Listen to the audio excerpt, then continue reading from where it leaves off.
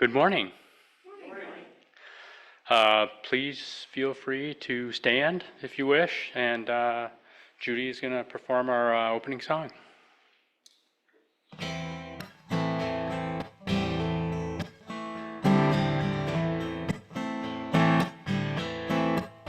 God is my source, God is my power, God gives me everything I need. So I give thanks for all my blessings. God gives me everything I need. Love is my source, love is my power, love is me everything I need. So I give thanks for all my blessings.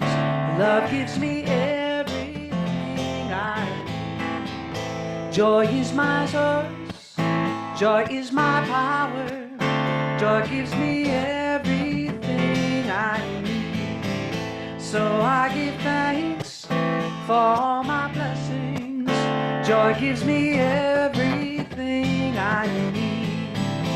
Peace is my source, peace is my power, peace gives me everything I need. So I give thanks for all my blessings. Peace gives me everything I need.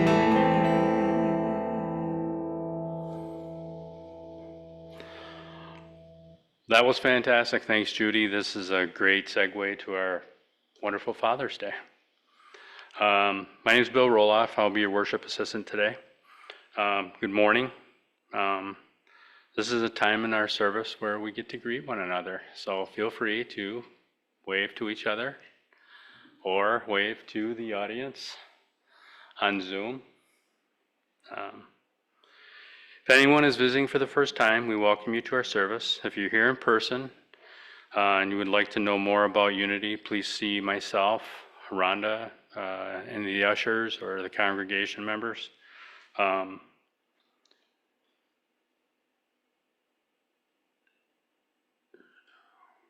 For visitors online, if you wish, you could share your contact information in the chat with Unity North, which goes directly to us and remains private. We welcome you all wherever you are on your spiritual journey. Let us all take a minute to, which we've already done, wave to everyone. We welcome you again. It is our delight to have you with us today. At this time, we would like to take a moment for prayer requests. Let us take a breath or two first to center ourselves. So as you breathe in, bring peace, love, and joy within, and release stress, worry, and fear on your exhales. Instead of saying our requests out loud, we invite you to speak a name or prayer request silently in the sanctuary or aloud in the privacy of your own home, and hold these requests in silence.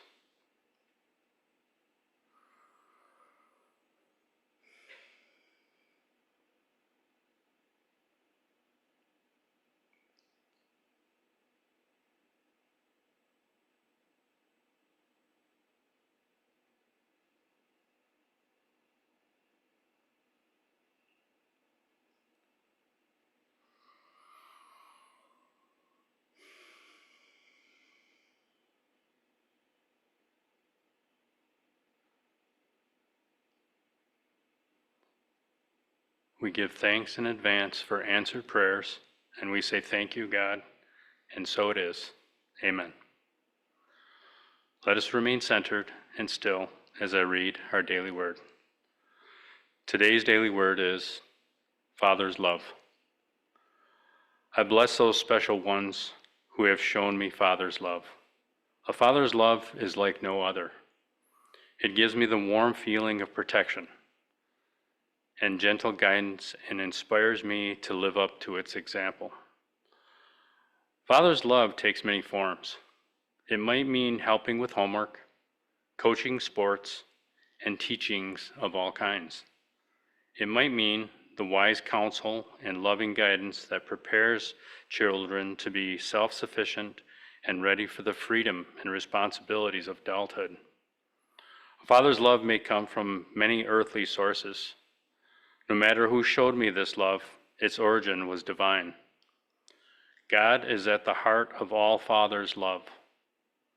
I pray that all fathers and father figures feel the appreciation of those they teach, love, and protect. May they know the love of God as they have brought it into the world. Isaiah 38, verse 19. Fathers, make known to children your faithfulness.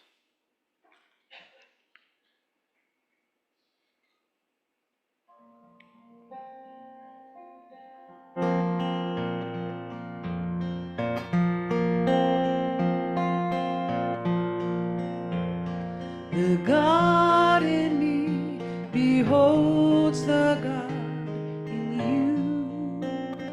Namaste. The God in me beholds the God in you. Namaste. All is beautiful. All is well. All is beautiful. All is well. The God in me beholds the God in you. Namaste. The God in me beholds the God in you. Namaste. All is beautiful. All is well. All is beautiful. All is well.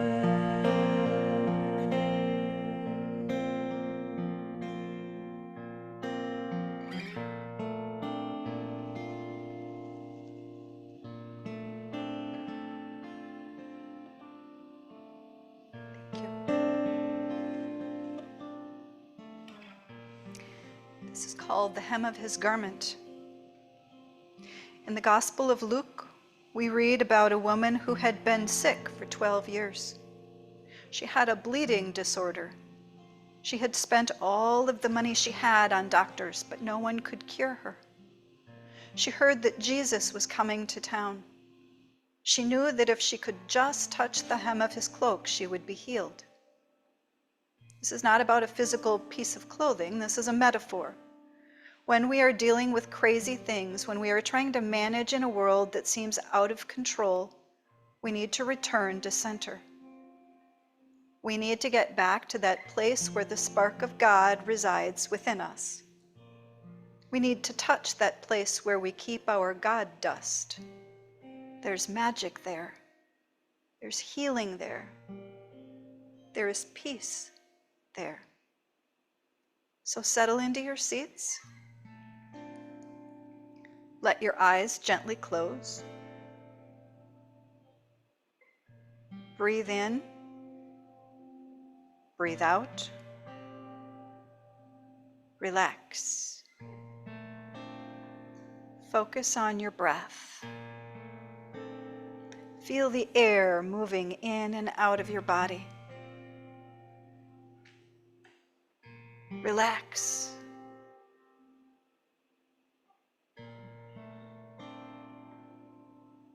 Now imagine that Jesus is coming to town. Things feel a bit out of control for some of us, especially in Minnesota. Other people's behavior may seem erratic and illogical sometimes. Things don't make sense. But it will be okay because Jesus is coming to town.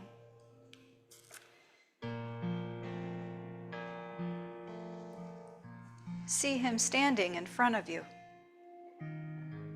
What does his face look like? How long is his hair? What color is his cloak?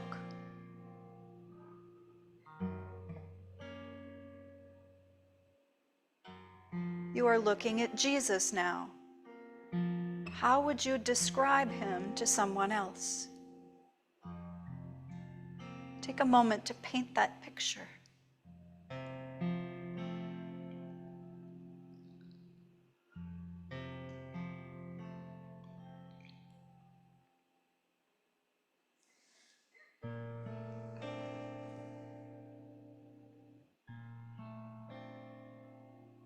Fill in the colors, fill in the details.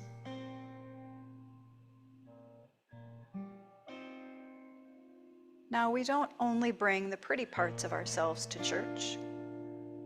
We don't bring only the pretty parts of ourselves to Jesus either. We bring all of ourselves. We bring the parts we are proud of, and we bring the parts that made a mistake. We bring the choices we made that were not perfect. We bring the words that we said, those ones we wish we could take back. Bring all of you. Sit at the feet of Jesus. Look at his face. See that quiet, knowing, all-loving smile. Look at his sandals. See him sitting in front of you.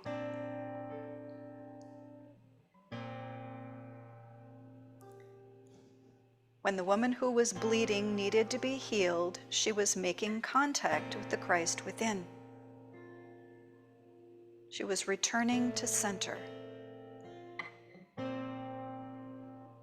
This morning, we too are going to return to center. We are going to remember the qualities of Spirit. Those same qualities reside within us. We have use of them. We can tap into that storehouse within. What are those qualities? In unity, we know at least 5 things to be true. We call them the 5 unity principles. Number 1, God is all. God is the source of all there is. That source is everywhere, all the time. Number 2, you are God. Human beings are inherently good because they are made in the image and likeness of Spirit. That means all human beings, not just the ones we like. Number 3, we co-create with God. Our thoughts have the ability to shape our world. We can use that creative energy to manifest things on the earthly plane. Number 4, we are in communion with God. Prayer and meditation help us to align with Spirit.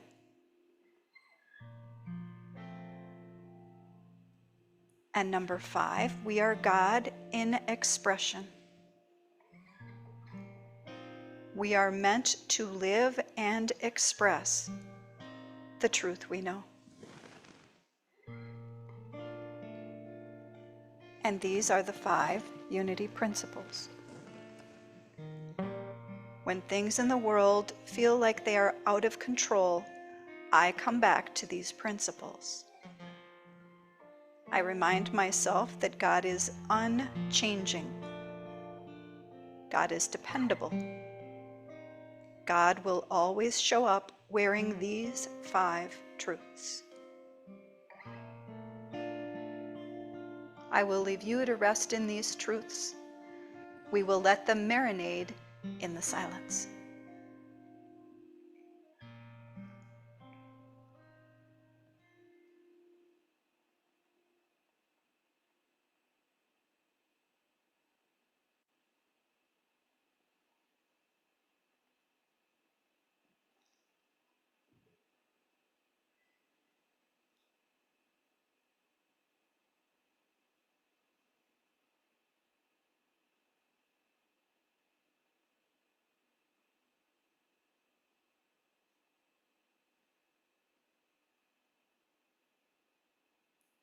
Having touched the Christ within, having reminded ourselves of what is true and who we are at our core, we are ready to go out into the world. We are centered in God. We are ready to go out and be the hands and feet of God. So take a deep breath. Return to this room. Take a moment to open your eyes. Take a look at your hands. Take a look at your feet.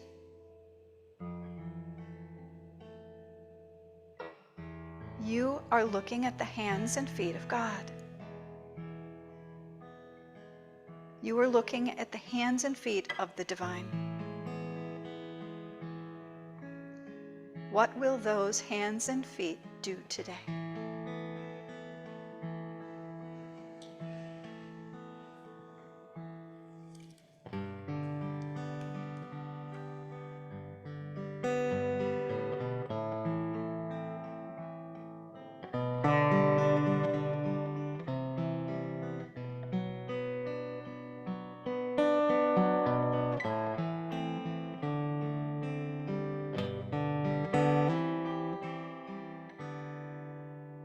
Give me your hand.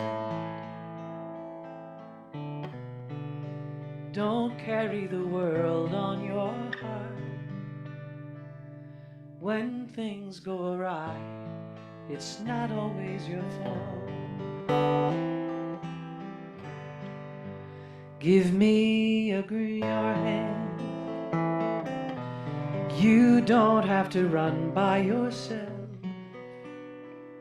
Your courage can rest on a shelf now and then. Stop for a story, settle in quiet, bathe in a warm summer Sunday peace. For you are worthy, you are loved, you are great. Give me a grin. Don't turn back that young, playful one. We all need to laugh and become them again.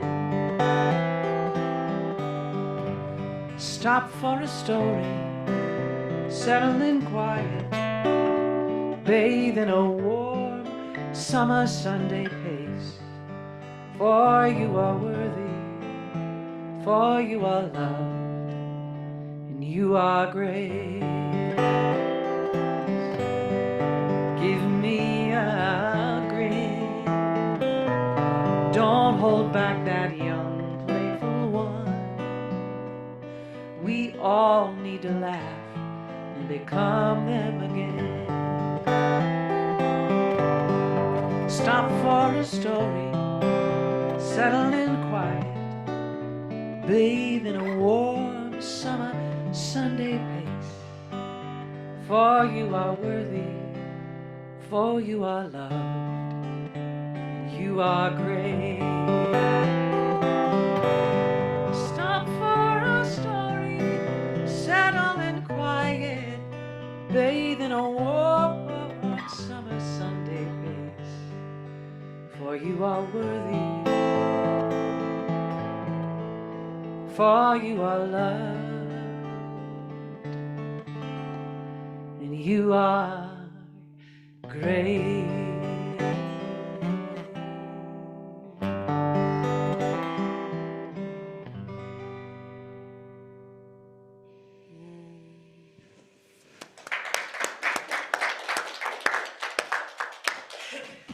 Thank you for your music. This story is called Haircut. Danny had recently passed his driving test and decided to ask his father, who was a minister, if there was any chance of him getting a car for Christmas, which was yet some months away. Okay, said his father, I tell you what I'll do. If you can get your C-level grades up to A's and B's, study your Bible, and get your hair cut, I'll consider the matter very seriously. A month later, Danny went back to his father, who said, I'm really impressed by your commitment to your studies. Your grades are excellent, and the work you have put into your Bible studies is very encouraging. However, I have to say that I'm very disappointed that you haven't had your hair cut yet. Danny was smart and never lost for an answer. Look, Dad, in the course of my Bible studies, I've noticed in the illustrations that Moses, John the Baptist, Samson, and even Jesus had long hair. Yes, I'm aware of that, replied his father. But did you also notice that they walked wherever they went?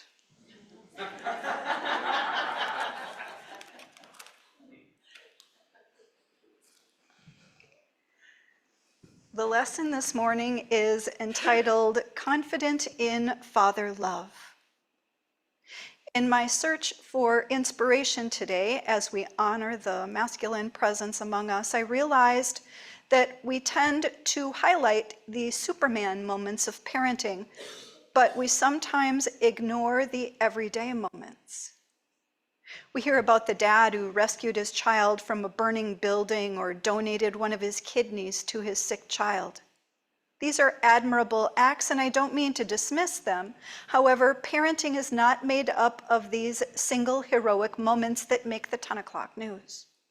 Those moments are over in a flash. Parenting comes from lots of moments on lots of days over lots of years. Fatherhood is about showing up over and over and over again. You don't build confidence with one act. You build confidence over time. If you are a new father looking for inspiration, if you are about to become a father for the first time, burning buildings and kidneys are not going to be much help. How do you raise a child? With that frame in mind, I found a list of some of the qualities of a great dad. Number 1, he shows up. That sounds simple, yet it makes a huge impact. He shows up. He shows up for the softball games. He shows up for the band concerts. He shows up for the bake sales. We say a lot by how we spend our time. Each day, each month, each year. Take the time to show up for your kids. This is the first sign of a great dad. Number 2, he treats the mother of his children or his partner with respect. When two people decide to have a child, they usually intend to raise that child together. Sometimes that lasts for a lifetime, and sometimes life sends us off in different directions. Whether you are still parenting a child together under the same roof, or if you are juggling 2 different households, respect your partner or your former partner. Your child is learning from you. They are watching you and listening to you, even when you are not aware of their watchful eyes and ears. How do you speak to their mother? How do you treat her? They will learn how to treat her and other loved ones by watching you. What example have you set for them to follow? This is the second sign of a great dad. Number 2, he understands the true meaning of the word discipline. Discipline is instruction and training. The Latin root discere means to learn. When your child displays undesirable behavior, how do you respond? Fatherhood is about explaining why we work before play. It's about explaining why we scrape the dishes before we put them into the dishwasher, along with countless other things every single day. Fatherhood is about teaching our children. That is the third sign of a great dad. Number 4, he listens. Good communication is an important skill to model for our children. We teach them how to listen and how to communicate by showing them daily how to listen with our hearts, as opposed to simply waiting impatiently for someone to stop speaking so we can state and repeat our own points. If we can listen to our kindergartner explain why the plot of a cartoon they love, however simple we may think it is, then they are much more likely to come to us as teenagers when something goes wrong. Again, this is about repetition. Communication is so important, and this is the 4th sign of a great dad. Number 5, he defines masculinity and fatherhood for himself. No two parents are exactly alike. No two families are exactly alike. There are stay-at-home dads, working 9-to-5 dads, stepdads, foster dads, dads in heaven, father figures, and the list goes on. Whoever you are, whether you have biological children or not, you will have the opportunity to father someone, to be a role model for someone else. It is fine to think about actors or sports figures or friends you want to emulate. Sometimes we witness other people doing something we admire and we decide to incorporate that behavior into our own parenting. This is great. However, be careful not to allow someone else to define parenting or masculinity for you. A good parent will set their own standard. At the end of the day, you will need to decide for yourself what type of father or parent you want to be. And that is the 5th sign of a great dad. This story is called Not Enough Pixie Dust. I was outside raking leaves when I heard a loud thump and a cry. I ran in to find my 4-year-old son Alex at the bottom of the stairs in the garage. I found out that he had jumped from the top of the stairs, trying to fly like Peter Pan. After a long talk about reality versus make-believe, I walked away feeling I had gotten my point across. That was until I heard my son whisper, "Must not have been enough pixie dust."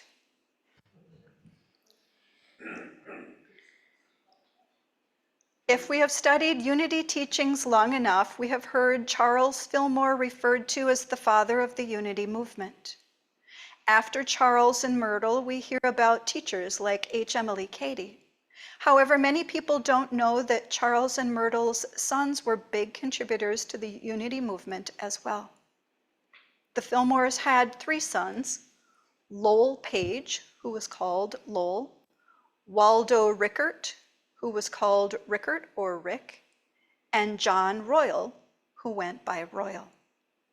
Lowell, the oldest, opted not to attend college, but instead went right to work at Unity. On Lowell's 49th birthday, Charles Fillmore wrote the following in his birthday card. "I want you to realize what a joy and a blessing you have been to us all these years. You came to us in the guise of a wee babe, a gift from the hand of the infinite Father. We welcomed you gladly. You are a great soul in the making, given into our charge for a season, for care and guidance in your unfoldment. You have been through it all with us, and we have never had reason to regret it." Remember how well Charles and Myrtle did with manifesting the future they wanted. In the Unity archives, they found an old picture of Lowell at about 3 years old, and the caption read, "Future Manager of Unity School." Lowell's title at the end of his life was President of Unity School. After Lowell, Rickert was next. They called him Rick. He studied architecture in Chicago. Rick was the architect of many of the buildings on the Unity grounds. He loved to show people around when they came to visit. He eventually opened an art and architecture institute in the Chicago area. Through his art and architecture, he left his mark on the family business. Royal was the baby of the family, and he was known for promoting churches and unity in particular on the radio, which was new at the time. He also served as the secretary on the board of directors. Unfortunately, he died in his 30s. Each of the Fillmore sons had a role to play in the family business that we call Unity. Charles and his 3 sons all contributed in one way or another to the movement. The story is called My Dad is Better Than Your Dad. 3 boys on the playground were bragging about their dads. One said, "My dad scribbles a few words, calls it a song, and they pay him $50. "Oh yeah? My dad scribbles a few words, calls it a poem, and they pay him $100. "That's nothing," said the 3rd kid. "My dad scribbles a few words, calls it a sermon, and it takes 6 people to collect all the money in the room."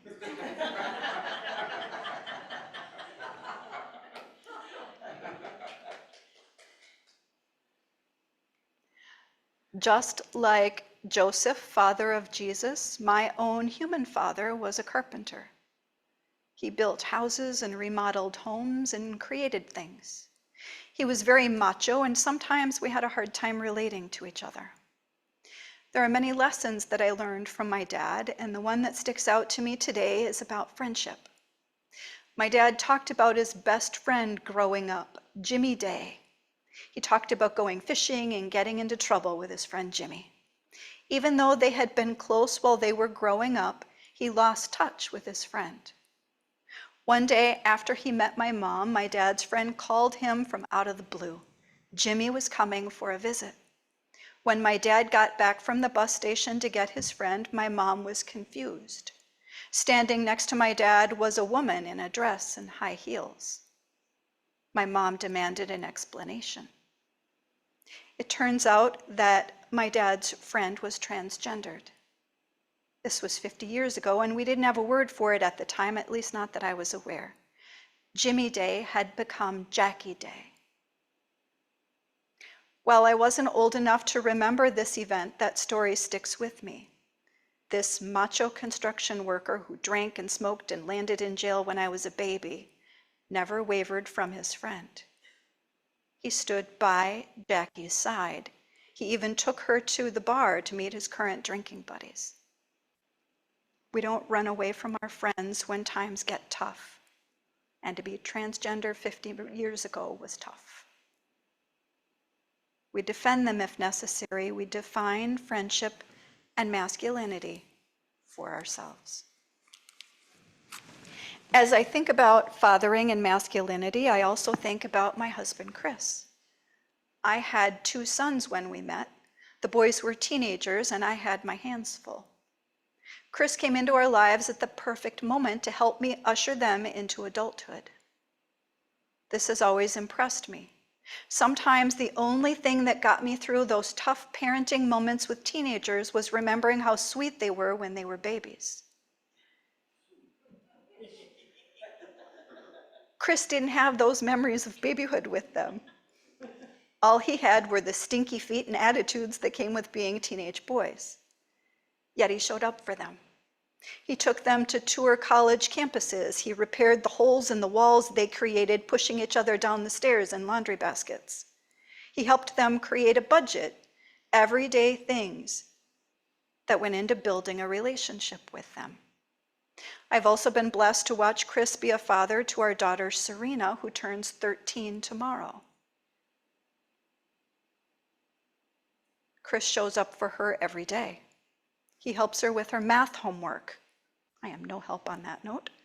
He bugs her to brush her teeth, works hard to provide the dance lessons that she loves.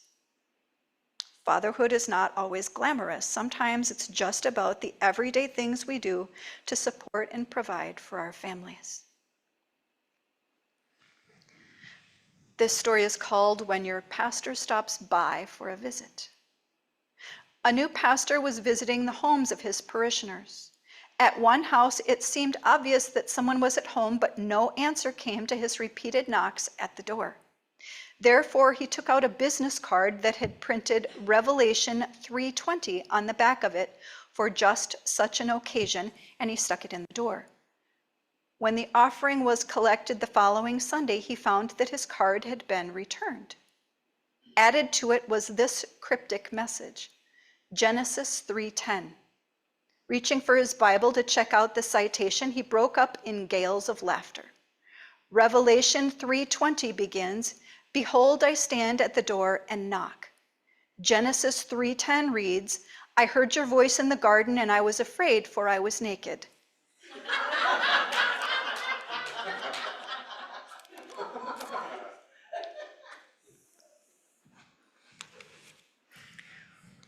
When it comes to fatherhood, the Bible offers plenty of examples. Many people have referred to Joseph, father of Jesus, as a carpenter. However, when we look at the translation from the Greek word tekton a bit closer, we realize that it also could have meant builder or stonemason. Joseph was a craftsman. He built things for a living. As the story goes, Mary and Joseph were engaged to be married. Joseph discovered that Mary was pregnant even though they didn't know each other. Biblically, that means they had never slept together. Rather than breaking off their engagement quietly, Joseph decides to raise Mary's child, Jesus, as his son. According to the story, an angel visited him in his sleep and told him what to do.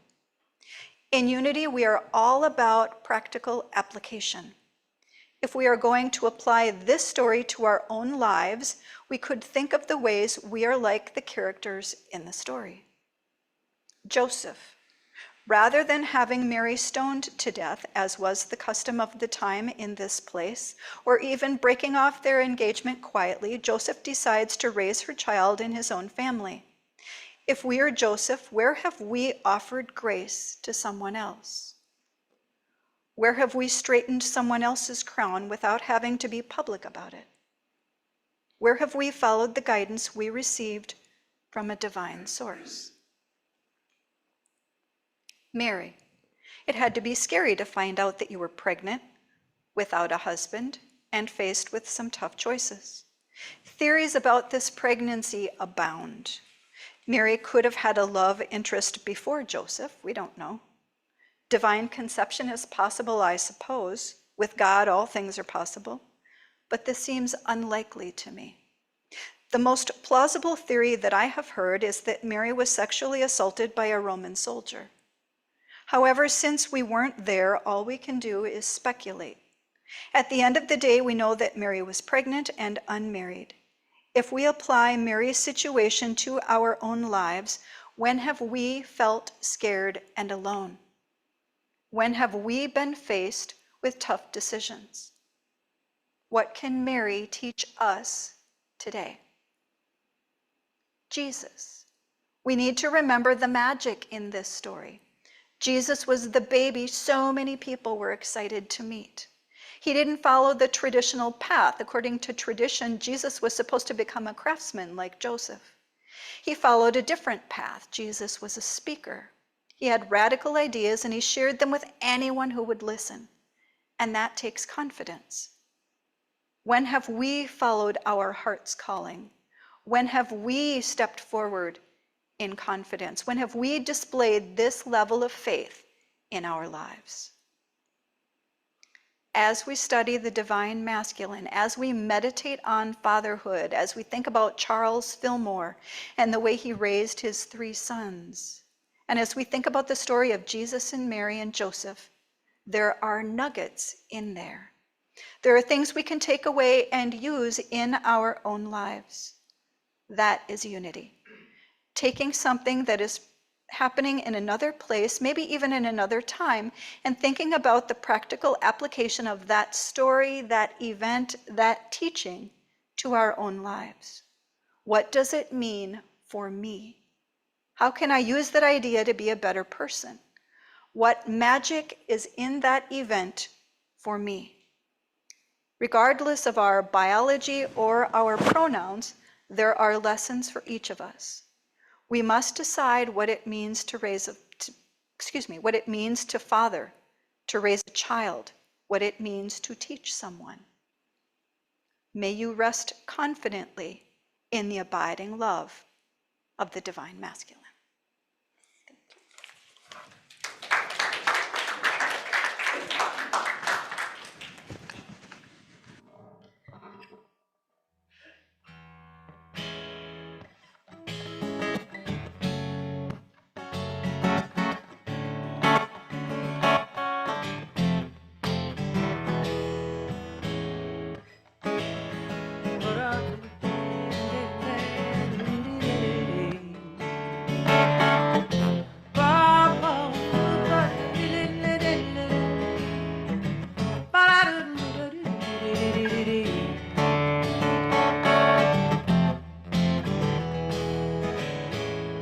When I wake up in the morning, love,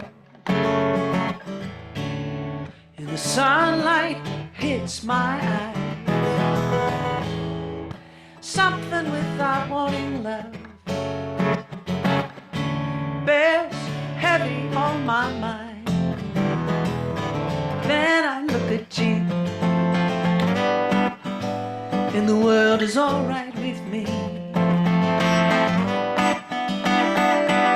Just one look at you,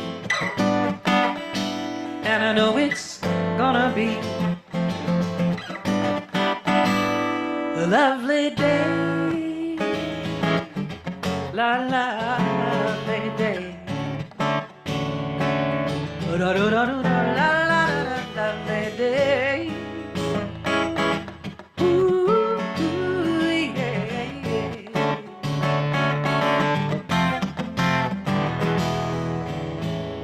When the day that lies ahead of me seems impossible to face,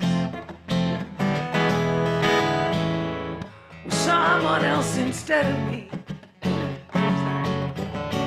always seems to know the way, then I look at you, and the world is alright with me, yeah. Just one look at you, and I know it's gonna be a lovely day. Oh, yeah. Lovely day. Ooh, yeah.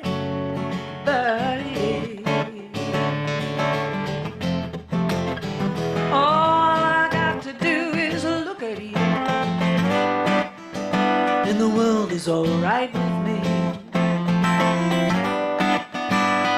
Just one look at you, and I know it's gonna be a lovely day. Lovely day. Lovely day.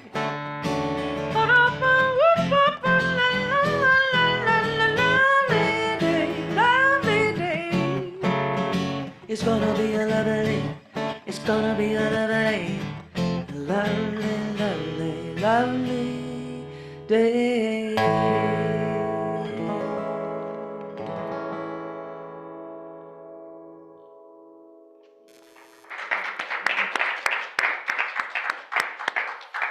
Judy, it never gets old. I could sit and listen to that for hours. It's beautiful. Now is the time we bless our offering. We invite you to go to our website, unitynorthmn.org, to find the donation button on the homepage and give your offering there. For those of you that are here in the building, you're welcome to go to the middle aisle there at the entryway to the sanctuary. Otherwise, if you would like to mail a check, our address is on our website. Let us speak our offering blessing. Divine love flowing through me now blesses and multiplies all that I am, all that I have, all that I give, and all that I receive. I am grateful.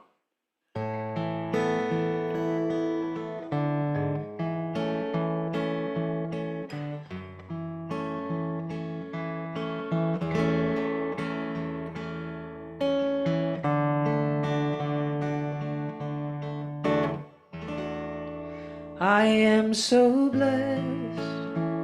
I am so blessed. I am so grateful for all that I have. I am so blessed. I am so blessed. I am so grateful. I am so blessed. I am so blessed.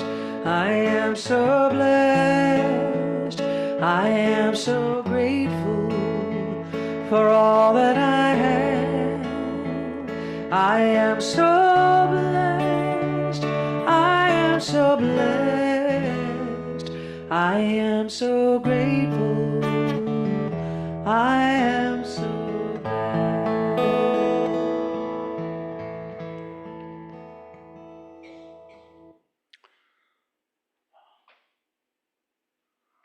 Please join me in speaking our affirmation together.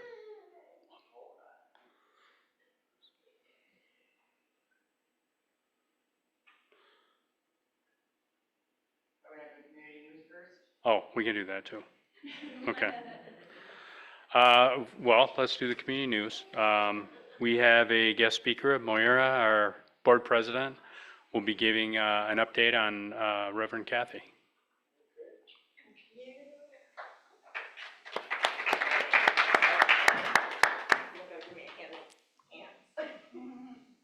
Thank you, everyone. Again, my name is Moira. You all know me by now. I am your board president, and I am here today to make an announcement. Hang on. Oh, no, you're not on. Are you green? Are you yellow? No, I'm yellow. Then you're not on. I'm green now. Okay, fast. Green now. Let's start over. You guys already know me. I'm Moira. I'm your board president. I'm here today to make an announcement on behalf of the board and Kathy. As you know, for several months, we have relied on guest speakers since Reverend Kathy has been dealing with post-surgery health challenge with which the doctors have struggled to diagnose and treat correctly. She was in the hospital for 4 days, and that helped temporarily, but after a few days at home, she worsened again. Now she's finally doing better. The 2-month fever and infection seem to be gone. A new doctor is treating her, and there's light at the end of the tunnel. We still want to give her the last 2 Sundays in June so she and her doctor can make certain she continues to move forward and she can gain greater strength. The plan now is for her to return July 6th. Please hold her in prayer and strength and health and vitality in the meantime. Also, we invite you to continue to attend to hear our wonderful speakers and support our great Unity North community and our wonderful music every Sunday. If you have any questions about anything, see me after service. Kathleen? All right. We'll just continue. Our prayer chaplain for today will be Wendy Erickson. Our healing facilitator will be Nancy Helbig. For the party program 2025, tickets can be purchased online, or you can go to, or actually you can go to go.unitynorthmn.org /party tickets 2025. And it'll give you the list of the party program. Tickets are still available. Farm Fun Day on summer solstice, June 21st, from 11 a.m. to 7 p.m. At the Casper Fred Farm in Knapp, Wisconsin, about an hour and a half away. Tickets cost $18. I don't know if I should go on and read this. Celebrate the longest day of the year with a joyful day at the farm.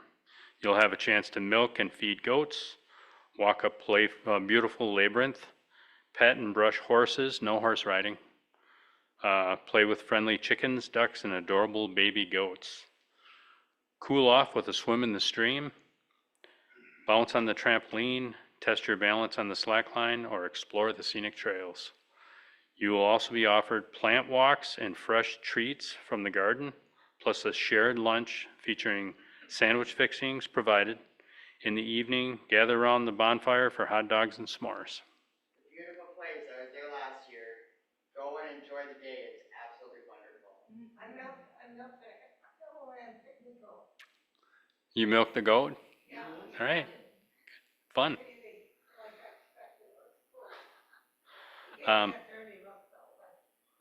So then there was an additional note to this that there has been a donated ticket that is available for this day. So see Brandy about that if you're interested. Now we are inviting Kathleen Bailey up to give some announcements.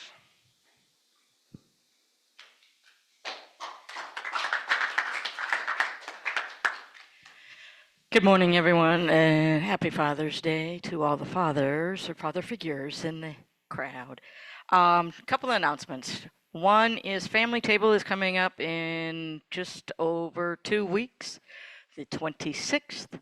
There's a sign up there. I'm also looking for anybody who would be willing to bake a couple of pound cakes. I have the pan and I have the cake mix. So if you would be so willing to make a pound cake or two for this meal, come see me after service. Other items are Family Promise.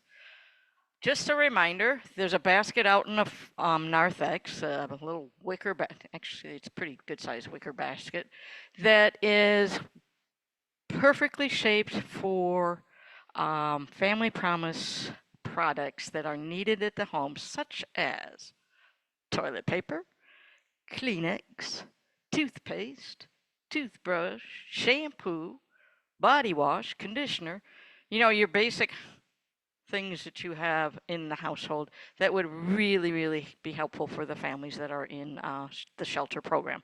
So anytime you're out shopping, buy an extra package, bottle, what have you, and dump it in the wicker basket. I will pick up, I typically clear it out on a weekly or bi-weekly basis and then bring it into what is called Kathy's Closets, which is a big storage area for all the families in Family Promise to get those kinds of goods. Final announcement is no song and dance, no poem this time, but I'm still in need of some help for teachers. I'll keep it short and sweet. Come see me after service. If you're so inclined to entertain, or no, better yet, be entertained by the kids. Thanks.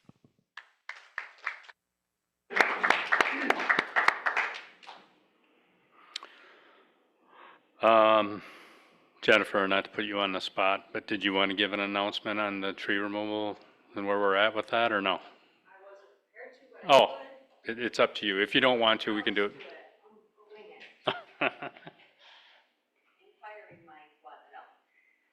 So you may recall from the annual meeting, we mentioned an issue with some hazard trees, the tangle of box elders that spanned 2 property lines, and it was a lot of negotiation and time to communicate with the neighbor and get this all sorted.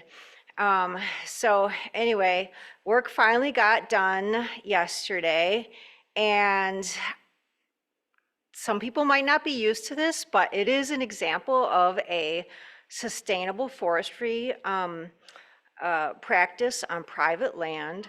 And there's actually a state, not a law, but like a best practices of leaving logs that are at least 6 inches in diameter and 6 feet long, leaving like, I think 5 of them, or there's a number, I've got it written down, per acre. So we have met that best practice, and this is a biodiversity thing. We all hear Reverend Kathy pretty regularly mention the biodiversity crisis. Well, we have buckthorn behind us. So we have done a great biodiversity practice over there. I could tell more exciting things, but I don't want to take too long. Getting all excited. I was really excited yesterday. There's been a lot going on this week that I haven't told a lot of people about. But anyway, so yeah, decaying wood, it turns into bugs, which turns into birds and mushroom turns into more bugs, and bugs turn into more birds. Everything turns into birds. You know I love birds. And so we want to celebrate the success of a biodiversity practice, but a lot of people haven't seen this before, especially on private land. So we just have to learn about it, and we're gonna, we're learning about it right now. I'm telling you about it, and I think with a little time, we'll see the beauty in it, in the circle of life. And I found some nice simple fact sheets online if you want to know more. And okay, so the thing, this isn't a done deal yet, but I did do an application to the city to be on the Sustainable Garden Tour. And we have all kinds of things that we can talk about on that. I have so many ideas. I sure hope we get accepted. Actually, there's a certain square footage of our native plant areas that are now registered with homegrownnationalpark.org. And the milkweed section is registered with Monarch Way Station. And now we have a sustainable forestry place. And if we are on this tour, it'll be a great stop to talk to people about this wonderful practice. So there's our biodiversity today. And I thought I could only talk with notes. And we're working on the buckthorn. Actually, also yesterday, I took out all the female buckthorn with berries on it that was about to make 1 million more buckthorn, and that went through the chipper yesterday. And the remaining buckthorn is, it can stay for now while we reimagine those spaces. Thank you.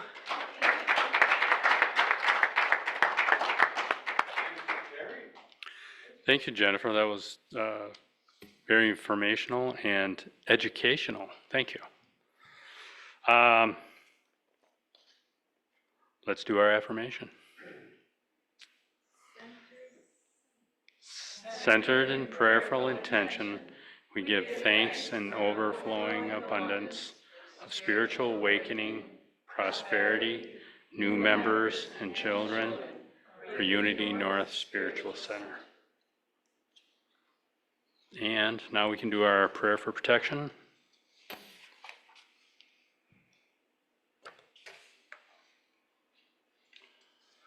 The light of God surrounds us.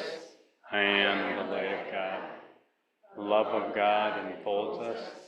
I am the love of God. The power of God protects us. I am the power of God. The presence of God watches over us. I am the presence of God. Wherever we are, God is, and all is well.